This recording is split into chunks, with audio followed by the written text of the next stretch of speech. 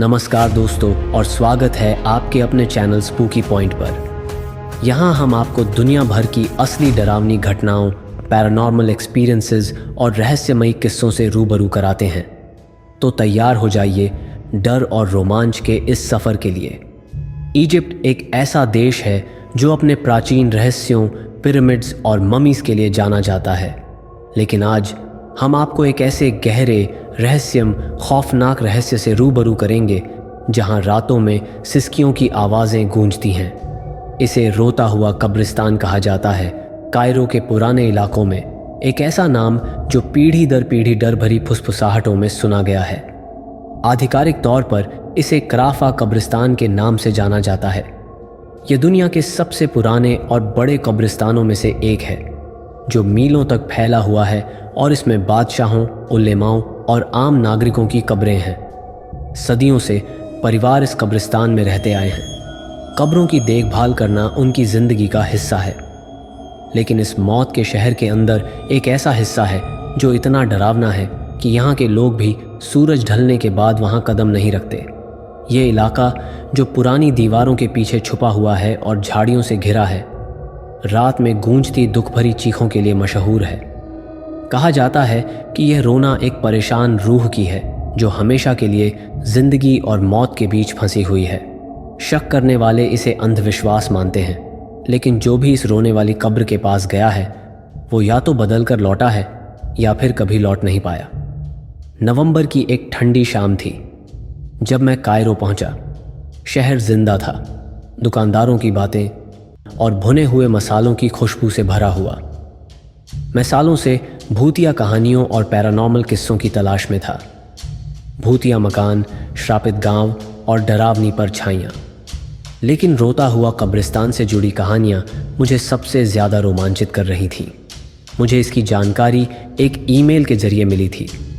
मेरे पत्रकार दोस्त तारिक, जो कायरो में पले बढ़े थे, ने लिखा था, अगर तुम असली डरावनी कहानी ढूंढ रहे हो तो एक जगह है जहां सबसे बहादुर लोग भी नहीं जाते।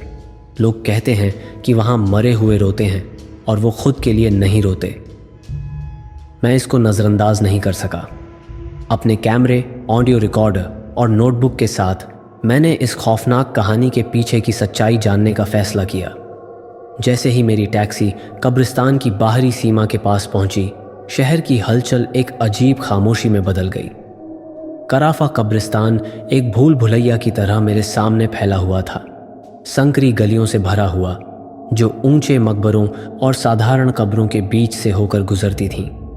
डूबते सूरज की रोशनी कब्रों पर लंबी परछाइयां डाल रही थी और हवा के साथ एक अजीब सा बोझ महसूस हो रहा था। कब्रिस्तान के दरवाजे पर एक बूढ़ा आदमी लकड़ी की स्टूल पर बैठा था। उसके पास एक चाय की केतली से भाप उठ रही थी। उसकी झुर्रियों भरी आंखों में रेगिस्तान की धूप के सालों की छाप थी। जब मैं टैक्सी से उतरा, उसने ऊपर देखा। उसकी नज़रें तेज़ और सावधान थीं। तुम यहाँ के नहीं हो? उसने अरबी में कहा। उसकी आवाज़ भारी और खुरदुरी थी। नहीं, मैंने हल्की मुस्कान के साथ जवाब दिया। मैं एक पत्रकार हूँ। मैं इस कब्रिस्तान के बारे में लिखने आया हूँ। उसकी आंखें गहरी हो गईं। देखो, जहाँ जा रहे हो वहाँ संभल कर जाना, उसने चेतावनी दी।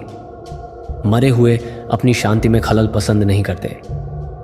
मैंने औपचारिक रूप से मुस्कुराते हुए सिर हिलाया, लेकिन उसकी बातों ने मेरी रीढ़ में एक ठंडक पैदा कर दी। कब्रिस्तान के मेन रास्ते सरप्राइजिंगली व्यस्त थे। परिवार अपनी कब्रों की देखभाल कर रहे थे और बच्चे उन्हीं कब्रों के आसपास खेल रहे थे। यह नज़ारा असली था, जिंदगी और मौत का इस कदर पास पास होना। लेकिन जैसे ही मैंने गहराई में कदम रखा, ये चहल पहल धीरे धीरे गायब हो गई। इसकी जगह एक खामोश सन्नाटा छा गया जो बेहद बेचैन था। यहाँ की कब्रें ज़्यादा पुरानी थीं। उनके इंस्क्रिप्शंस वक्त के साथ मिट चुके थे। हवा अचानक ठंडी हो गई और मेरी नाक में एक फेंट मेटालिक गंध आनी शुरू हो गई। मैंने एक कोना घूमा और खुद को कब्रिस्तान के एक हिस्से में पाया जो पूरी तरह से छोड़ दिया गया था। यहाँ की कब्रें झाड़ियों से ढकी हुई थीं। सेंटर में एक अकेला खजूर का पेड़ खड़ा था जिसकी ट्विस्टेड ब्रांचेस ज़मीन पर डरावनी छाया डाल रही थीं। यहीं पर मैंने पहली बार सुना एक दुख भरी चीख जो हर जगह से आ रही थी, लेकिन फिर भी कहीं से नहीं। आवाज़ इतनी धीमी थी कि मैंने सोचा कि शायद मेरा दिमाग मुझसे खेल कर रहा है, लेकिन जैसे ही मैं स्थिर खड़ा रहा, वो आवाज़ और तेज़ हो गई। वो रोना साफ तौर पर ह्यूमन था और उसमें एक गहरी दुख भरी तकलीफ भरी हुई थी। मेरा दिल ज़ोर ज़ोर से धड़कने लगा जब मैंने चारों तरफ देखा, लेकिन कोई नज़र नहीं आया। हेलो, मैंने कांपती आवाज़ में पुकारा। रोने की आवाज़ अचानक बंद हो गई। मैं वहीं जम गया, ध्यान से सुनने की कोशिश करते हुए। तभी मेरी नज़र के कोने में कुछ हिला, एक परछाई जो एक मकबरे के पीछे से गुजरी। वो इतनी तेज़ थी कि उसे ह्यूमन मानना मुश्किल था। कौन है वहाँ? मैंने अब ज़्यादा ज़ोर से पूछा। कोई जवाब नहीं मिला, लेकिन हवा और ठंडी हो गई और एक अजीब डर मुझ पर हावी होने लगा। मैंने सोचा कि बेहतर होगा कि मैं वापस आऊं और बेहतर तैयारी के साथ लौटूं। जैसे ही मैंने जाने के लिए मुड़ना शुरू किया, मेरी नज़र एक मकबरे के पास ज़मीन पर पड़ी। वहाँ एक मुरझाया हुआ फूल था जो एक फटा हुआ कपड़े के टुकड़े पर रखा हुआ था। उस रात मैं अपने होटल वापस लौटा, लेकिन वो अजीब सा डरावना एहसास मुझे परेशान कर रहा था। मैंने कब्रिस्तान का इतिहास जानने के लिए घंटों रिसर्च की, पुराने आर्टिकल्स और लोक कथाओं को खंगालते हुए। तभी मुझे विधवा और उसके बच्चे की कहानी के बारे में पता चला। ये किस्सा 1900 के दशक की शुरुआत का है, जब एक जवान औरत ने अपने शौहर को अचानक बीमारी के कारण खो दिया था। दुखी और टूटे दिल के साथ वो हर रोज़ उसकी कब्र पर जाती और उसकी चीखें कब्रिस्तान में गूंजती। एक रात जब एक भयानक रेतीला तूफान आया तो वो और उसका नवजात बच्चा गायब हो गए। अगली सुबह गांव वालों ने उसका शरीर एक मकबरे के अंदर पाया और वो अपने मृत बच्चे को सीने से लगाए हुए थी। कोई नहीं जानता कि वो वहाँ कैसे पहुँचे, लेकिन उस दृश्य ने सबको इतना झकझोर दिया कि उस मकबरे को हमेशा के लिए बंद कर दिया गया। तब से वो रोने की आवाज़ें कभी बंद नहीं हुई। कई लोग मानते हैं कि ये विधवा की आत्मा है जो अपने परिवार के खोने का गम मना रही है, जबकि कुछ लोग फुसफुसाते हैं कि वहाँ कुछ और ही है, कुछ ऐसा जो गम और मायूसी से अपनी भूख मिटाता है। सच्चाई का पता लगाने के लिए मैं अगली शाम एक लोकल गाइड आमिर के साथ कब्रिस्तान लौटा। आमिर दुबला पतला था और उसकी हलचल भरी एनर्जी उसके डर को छुपाने की कोशिश करती थी। तुम सच में ये करना चाहते हो? उसने पूछा। जैसे ही हम कब्रिस्तान के उस हिस्से में पहुंचे जो झाड़ियों से घिरा हुआ था। लोग यहां नहीं आते, उसकी कोई वजह है? मुझे जानना है कि ये रोने के पीछे क्या है, मैंने जवाब दिया। आमिर ने अनिच्छा से सिर हिलाया और एक छोटी लालटेन जलाई। जैसे ही हम खुली जगह में कदम रखे, हवा ठंडी हो गई और रोने की जानी पहचानी आवाज़ हवा में गूंजने लगी। आवाज़ वहीं से आ रही है, आमिर ने फुसफुसाते हुए कहा, झुके हुए लोहे के गेट वाले मकबरे की ओर इशारा करते हुए। हम करीब पहुंचे। हमारे कदमों की आवाज़ कंकड़ पर गूंज रही थी। रोने की आवाज़ और तेज़ हो गई और उसमें ऐसा दर्द था जैसे मकबरे की दीवारें खुद मातम मना रही हों। आमिर के हाथ कांप रहे थे और उसकी लालटेन की रोशनी मकबरे की टूटती दीवारों पर झिलमिला रही थी। रोने की आवाज़ अब गहरी और गुर्राने जैसी थी, जो किसी भी तरह से सामान्य नहीं लग रही थी। मैंने पहले भी लोगों की आवाज़ में गम सुना था, लेकिन ये कुछ और था, कुछ डार्क, लगभग इंसानी से परे। मकबरे का लोहे का गेट खुला हुआ था, जैसे हमें अंदर बुला रहा हो। मेरी अंदरूनी आवाज़ मुझे वहाँ से भागने को कह रही थी, लेकिन एक पत्रकार होने की जिज्ञासा और जिम्मेदारी ने मुझे आगे बढ़ने पर मजबूर किया। आमिर हिचकिचाते हुए पीछे खड़ा रहा, जबकि मैंने पहला कदम अंदर रखा। अंदर की हवा बर्फ़ जैसी ठंडी थी, कायरो की किसी भी रात से ज़्यादा ठंडी। वहाँ सीलन और सड़न की इतनी तेज़ गंध थी कि मुझे अपनी नाक पर हाथ रखना पड़ा। मकबरे की दीवारों पर पुरानी नक्काशी थी, अरबी कैलीग्राफी और फूलों के पैटर्न जो कभी खूबसूरत थे लेकिन अब फीके और टूटे हुए थे। रोने की आवाज़ मकबरे के गहरे कोने से आ रही थी। मेरी टॉर्च की रोशनी पूरे कमरे में घूमी और उसी फटे हुए कपड़े पर रुकी जिसे मैंने पिछली बार देखा था। इस बार वो ज़मीन पर सलीके से फैला हुआ था, जैसे किसी ने अभी अभी इसे वहाँ रखा हो।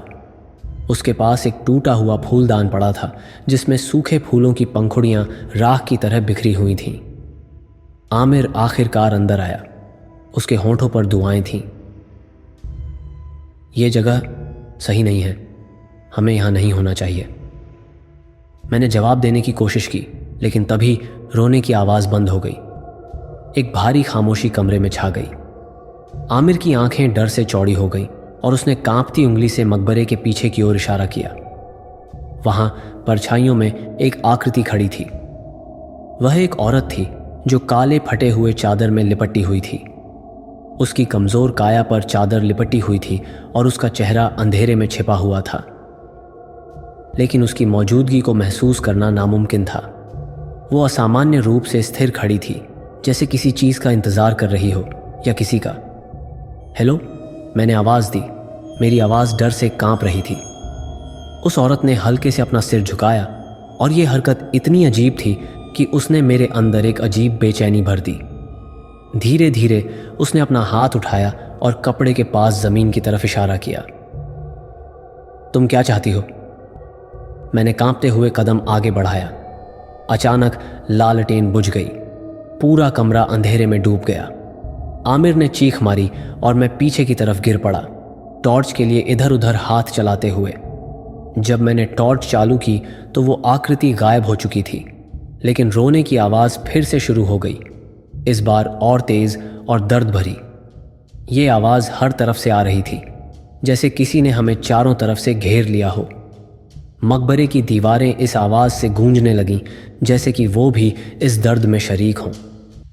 हमें यहाँ से जाना होगा, आमिर चिल्लाया। उसकी आवाज़ उस रोने की आवाज़ में दब सी गई थी।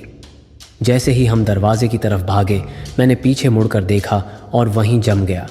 वो औरत फिर से वहाँ थी, लेकिन इस बार उसका चेहरा साफ नज़र आ रहा था। उसकी खाली आंखें सीधे मेरी तरफ देख रही थीं, गहरे गड्ढों की तरह जो मेरी आत्मा को खींच रही थी। मुंह एक भयानक चीख में मुड़ा हुआ था, लेकिन उसके होंठों से कोई आवाज़ नहीं आ रही थी। उसके हाथों से खून टपक रहा था जो उसके पैरों के पास जमा हो रहा था।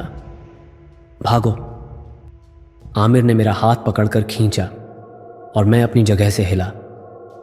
हम मकबरे से बाहर भागे और वो रोने की आवाज़ हमारे पीछे पीछे रात के सन्नाटे में गूंजती रही। अगली सुबह मैं आमिर से कब्रिस्तान के पास की एक चाय की दुकान पर मिला। वो अभी भी डरा हुआ लग रहा था। उसके हाथ चाय के कप को पकड़ते हुए कांप रहे थे। तुमने उसे देखा? उसने कहा। उसकी आवाज़ लगभग फुसफुसाहट में थी। मैंने सिर हिलाया। वो कौन थी और वो क्या चाहती है? आमिर ने अपना सिर हिला दिया। मुझे नहीं पता, लेकिन मेरी दादी कहती थी कि वो रोती हुई औरत सिर्फ एक भूत नहीं है, वो एक चेतावनी है। किस बात की चेतावनी? वो थोड़ी देर चुप रहा, फिर इधर उधर देखते हुए बोला, जैसे डर हो कि कोई सुन लेगा। वो रोती हुई औरत बड़े गम का इशारा है, लेकिन वो एक रक्षक भी है। अगर तुम उसकी कब्र को परेशान करोगे तो वो तुम्हें सता सकती है, लेकिन अगर वो तुम्हें खुद दिखाई दे तो इसका मतलब है कि कुछ बुरा होने वाला है। उसकी बातों का वजन मेरे दिमाग पर भारी पड़ रहा था। मैं उसकी खाली आंखों और उसके खून से भरे हाथों की तस्वीर नहीं भुला सका। मैंने क्या किया था उस मकबरे में जाकर। उस रात मैं अपने होटल के कमरे में रहा। कब्रिस्तान वापस जाने की हिम्मत नहीं हुई। मैंने अपने कैमरे पर रिकॉर्ड की गई फुटेज को देखा। उम्मीद थी कि इससे मुझे कुछ समझ आएगा। शुरू में कुछ अजीब नहीं था। रिकॉर्डिंग में आमिर और मैं मकबरे के अंदर जाते हुए फटा हुआ कपड़ा और दीवारों पर नक्काशी दिखाई दे रही थी। लेकिन फिर जब मैंने वीडियो को ध्यान से देखा तो मुझे कुछ अजीब लगा। एक फ्रेम में ठीक उसी समय जब लालटेन बुझ गई थी, उस औरत का चेहरा अचानक कैमरे के लेंस के पास दिखाई दिया। उसकी खाली आंखें स्क्रीन से मुझे घूर रही थीं और उसका खून से सना हुआ हाथ मेरी तरफ बढ़ता हुआ लग रहा था। मैंने घबराकर लैपटॉप बंद कर दिया और मेरा दिल तेजी से धड़कने लगा। रोने की आवाज़ फिर से शुरू हो गई, पहले धीमी और फिर तेज, लेकिन इस बार वो कब्रिस्तान से नहीं आ रही थी। वो मेरे कमरे के अंदर से आ रही थी। मैंने कमरे की सारी लाइटें जला दी और इधर उधर नज़र दौड़ाई, लेकिन कोई हलचल नहीं दिखी। अचानक रोने की आवाज़ बंद हो गई और उसकी जगह एक धीमी फुसफुसाहट सुनाई दी। मदद करो, वो औरत की आवाज़ थी, नरम लेकिन बेबस। जवाब पाने के लिए मैंने अगली सुबह फिर से चाय बेचने वाले बूढ़े से मुलाकात की। वो मुझे देखकर हैरान नहीं हुआ। वो तुम्हारे पीछे आई है ना? उसने पूछा। मैंने सिर हिला दिया। मेरी आवाज़ डर से कांप रही थी। उसने गहरी सांस ली और मुझे बैठने का इशारा किया। तुमने उसकी शांति को भंग किया है। अब वो तुम्हारे साथ तब तक रहेगी जब तक तुम उसका प्रायश्चित नहीं करते। कैसे? मैंने डरते हुए पूछा। बूढ़ा आदमी पास झुका। उसकी कहानी सिर्फ एक दंतकथा नहीं है, वो सच है। वो औरत एक विधवा थी और उसके शौहर की कब्र चोरों ने लूटी थी। उसने अपने शौहर की याद को बचाने की कोशिश करते हुए अपनी जान दे दी। तुमने जो खून देखा वो उसका गम और उसका गुस्सा था।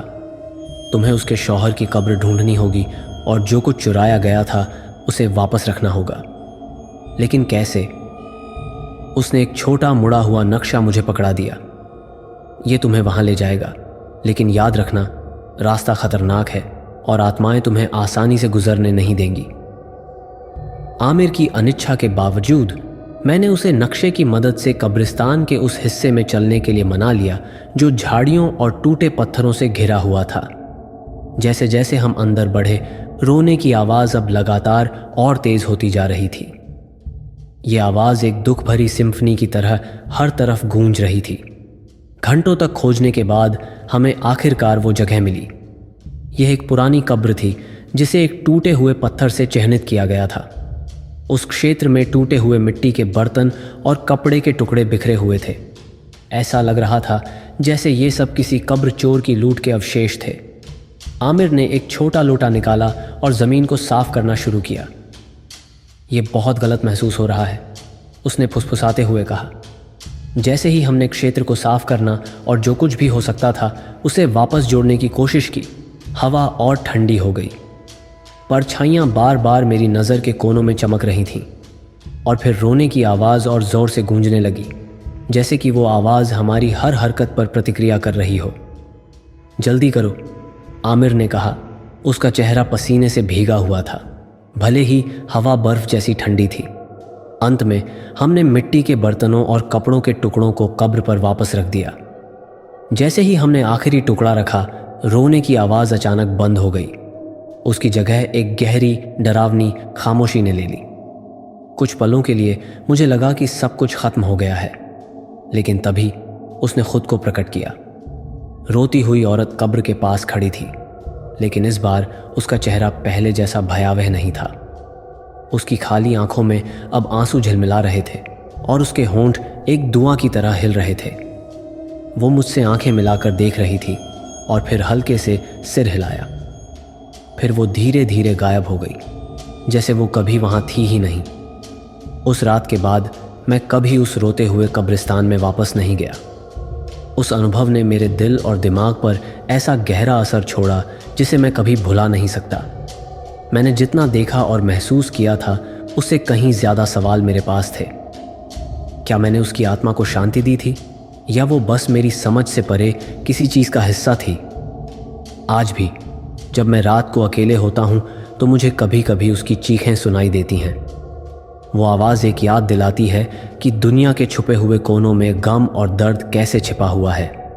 कायरो का रोता हुआ कब्रिस्तान केवल एक मौत की जगह नहीं है, यह एक यादों की जगह है, एक ऐसा स्थान जहां अतीत कभी सोता नहीं है। आप क्या सोचते हैं? क्या रोती हुई औरत की आत्मा को आखिरकार शांति मिली, या उसका दुख अब भी कब्रिस्तान की परछाइयों में गूंजता है?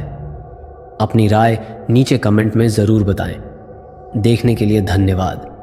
याद रखें, कुछ रहस्य ऐसे होते हैं जिन्हें सुलझाना बेहतर नहीं होता। अगर आपको ये कहानी अच्छी लगी तो लाइक और शेयर करें और चैनल को सब्सक्राइब ज़रूर करें।